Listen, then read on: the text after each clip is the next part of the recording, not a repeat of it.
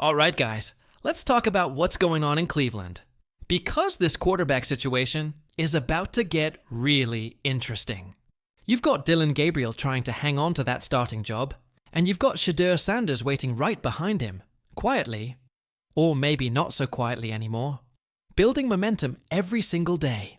And honestly, after the latest reports, it's starting to feel less like a maybe and more like a countdown until Shedeur gets his shot. Now, let's be real. Dillon Gabriel came in with a tough assignment. When he took over for Joe Flacco in Week 5, the main objective wasn't for him to light up the scoreboard. It was to take care of the football. Protect possessions. Don't make the killer mistake. And to his credit, he's done that. 0 turnovers so far. That's huge for a rookie quarterback. But the flip side, the offense still hasn't come alive. We're talking about a guy averaging just over 5 yards per attempt. That's 38th in the league. That's not the spark Cleveland needs. That's managing, not leading. And that's exactly what's starting to worry people inside the building. Mary Kay Cabot from Cleveland.com. And when Mary Kay talks Browns football, you listen. Pointed out something that stood out to me. If Gabriel doesn't start showing that he can actually command this offense, not just maintain it, the Browns might have no choice but to see what Shedeur can do. And that's not a knock on Gabriel.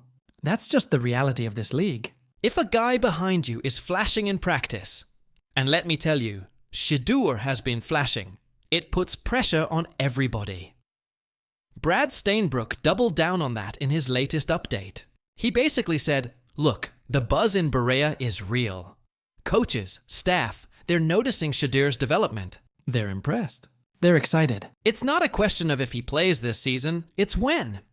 And when you hear that kind of language coming from inside the building, that tells you a shift is coming. And here I am, trying to do my best to gather all the information I can for you and share it with you.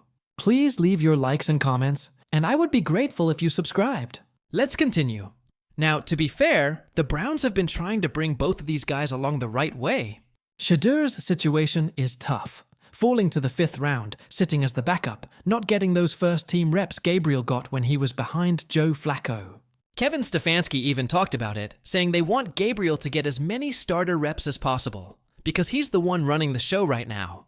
That makes sense, but you can also tell they're keeping Shedeur busy. He's grinding. Extra work at a local high school, getting to the facility early, staying late. This dude's not waiting for his moment. He's preparing for it. And honestly, that's the kind of hunger that usually forces a coach's hand. I've seen it 100 times. Once the backup starts stacking good practices, and teammates start whispering, hey, that kid can sling it, it doesn't take long for the momentum to build. And if Gabriel doesn't start putting more juice into this offense, that pressure is only going to grow louder. Let's talk about the on-field product. Cleveland's offense right now, it's kind of stuck in neutral. The win over Miami was nice, but come on. 116 passing yards? The defense and run game basically carried that one. Tommy Rees, the offensive coordinator, even admitted they've got to open things up more. He said, we've got to trust it. We've got to put him in the right spots. Which, to me, sounds like coach speak for. We know the offense isn't clicking. And Rees mentioned something that caught my ear. During camp and preseason, Gabriel wasn't afraid to push the ball downfield. He wasn't trigger shy, as Rees put it. So that raises the question, what changed? Is it the weather? The play calling? Confidence? Because this Browns offense, with Amari Cooper, Elijah Moore, David Njoku, there's too much talent to be this conservative. Now, I'm not saying Shedeur Sanders should start next week. But what I am saying is that his time is coming sooner than most people expected. You can just feel it. Every insider in Cleveland is hinting at it. The locker room buzz is growing. And when a young quarterback has that kind of arm talent, that kind of poise, it's hard to keep the lid on it for long. The Browns are heading into Foxborough as a 7.5-point underdog. And if this offense doesn't start showing life soon, I wouldn't be surprised if the conversation after that game shifts from, how can we help Dillon Gabriel? To, is it time to see what Shedeur can do? Because at some point, this team's got to find out what kind of offense it can really be. And if Shedeur's the one lighting it up in practice, showing that composure, showing that spark, well, it might not be long before that rookie from Colorado gets his shot to take over Cleveland.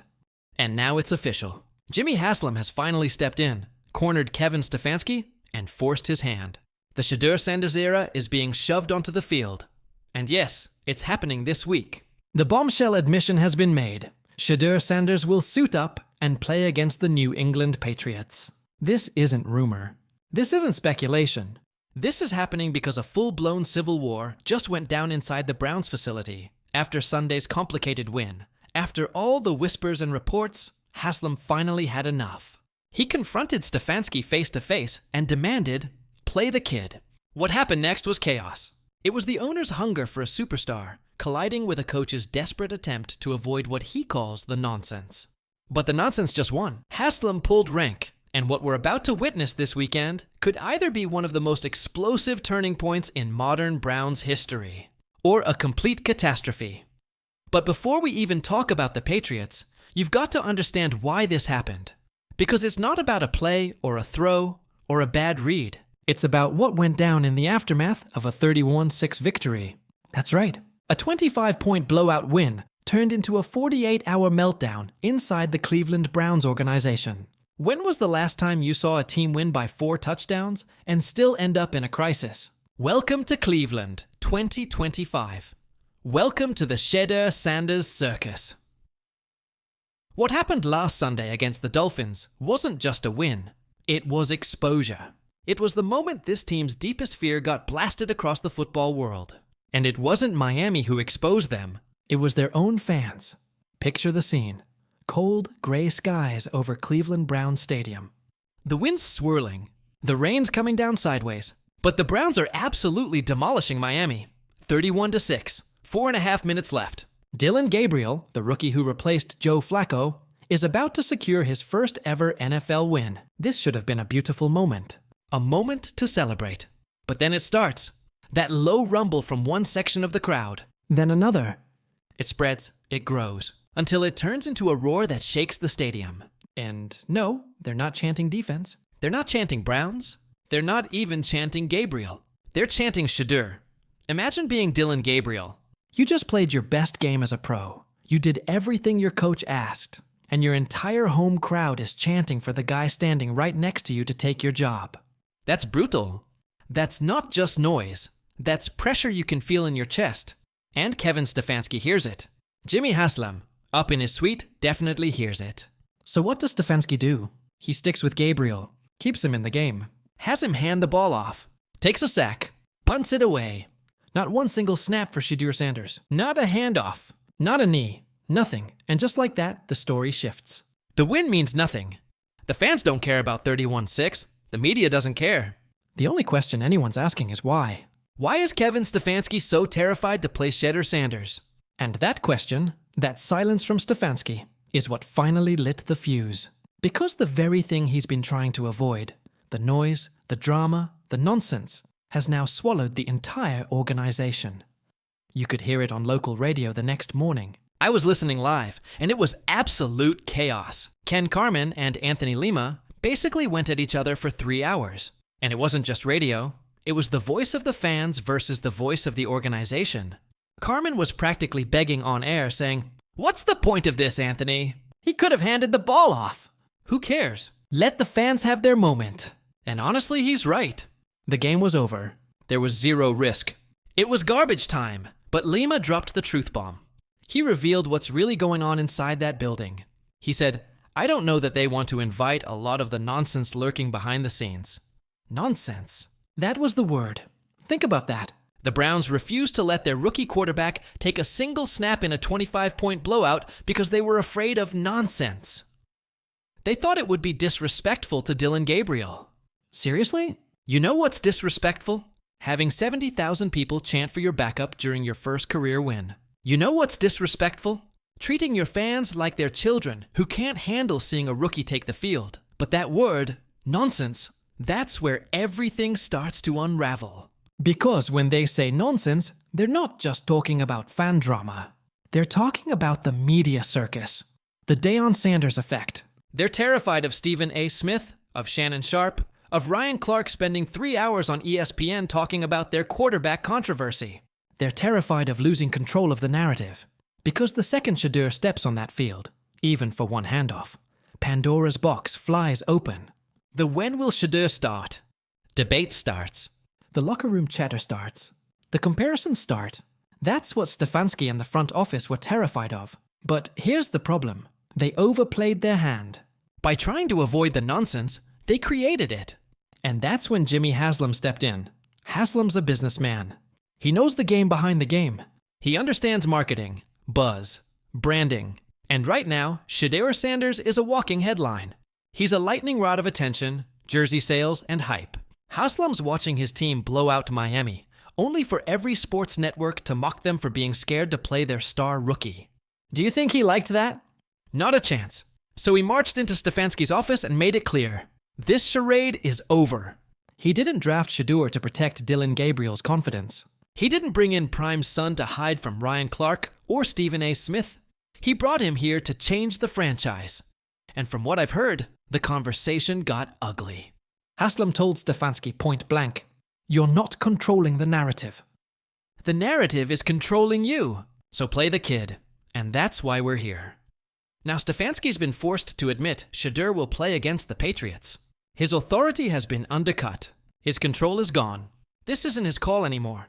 Jimmy Haslam is now running this show, so what happens now? That's the million-dollar question. Does Shedeur start? Probably not, at least not yet. More likely, he gets a few packages. Maybe a red zone look, maybe a few scripted plays. But let's be honest, this is about pressure. Because Dillon Gabriel is now on the shortest leash imaginable. One bad throw, 1 3 and out, 1 turnover, and that stadium's going to erupt again. Only this time, they'll have the full backing of the owner's box. Kevin Stefanski is in an impossible spot. He's no longer coaching to win. He's coaching to survive. Dillon Gabriel, the guy they were supposedly trying to protect, now knows the truth. The owner doesn't believe in him. The fans are waiting for him to fail. The guy behind him was forced into the game plan by the man who signs the checks. The Browns were so afraid of a quarterback controversy that they accidentally created the biggest one in the NFL. They were so afraid of nonsense that they turned their franchise into a reality show. And now, the cameras are rolling.